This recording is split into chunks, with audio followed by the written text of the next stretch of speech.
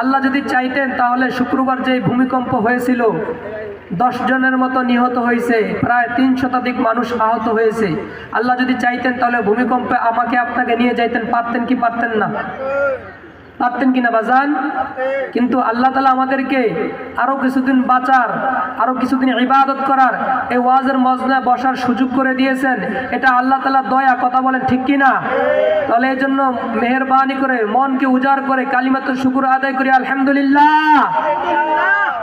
শুকরে নেয়ামত নেয়ামতাত আফজু কুনাদ, শুকরে নেয়ামত নেয়ামতাত আফজু কুনাদ, কুফরে নেয়ামত নেয়ামতাত বীরু কুনাদ, কুফরে নেয়ামত নেয়ামতাত আজবীরু কুনাদ। শুকুর করো বান্দা,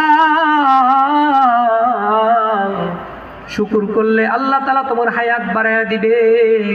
শুকুর করলে আল্লাহ তাআলা তোমাকে আরো বেশি বেশি নেক আমল করার সুযোগ করে দিবেন, কথা বলেন ঠিক কিনা? ও সরকারদের মুসলমান,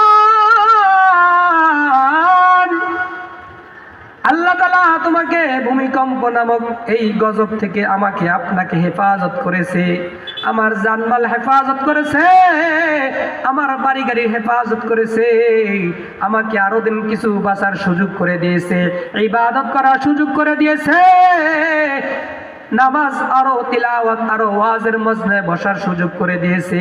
বোঝা গেল আল্লাহ তাআলা দয়া আমার উপর হয়েছে, এই জন্য আল্লাহ তাআলা আমাকে আরো কিছুদিন বাঁচার সুযোগ করে দিয়েছে।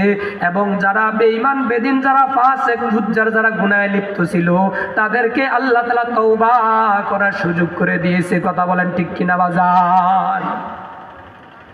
এই যে বাংলাদেশে বারবার ভূমিকম্প হচ্ছে, সতর্কবাণী সিগন্যাল দিচ্ছে, তারপরও মানুষ এই সমস্ত সিগন্যাল দেওয়ার পরও লাগাতার 4 বার পর 4 বার ভূমিকম্প হওয়ার পরও মানুষ এখনো সতর্ক হচ্ছে না। হায় হায়, কখন না যেন আমাদের বাংলাদেশের উপর আল্লাহ তাআলা এই ভূমিকম্প নামক গজব কখন যেন মানুষের উপর চলে আসে। এই জন্য বাজান তওবা করার দরকার আছে না নাই? আছে না নাই? আল্লাহর কাছে দোয়া করি, আল্লাহ বাংলাদেশ ঘনবসতি এলাকা, বাংলাদেশ ঘনবসতির দেশ, বাংলাদেশ জনসংখ্যার দিক দিয়ে অনেক আগাম।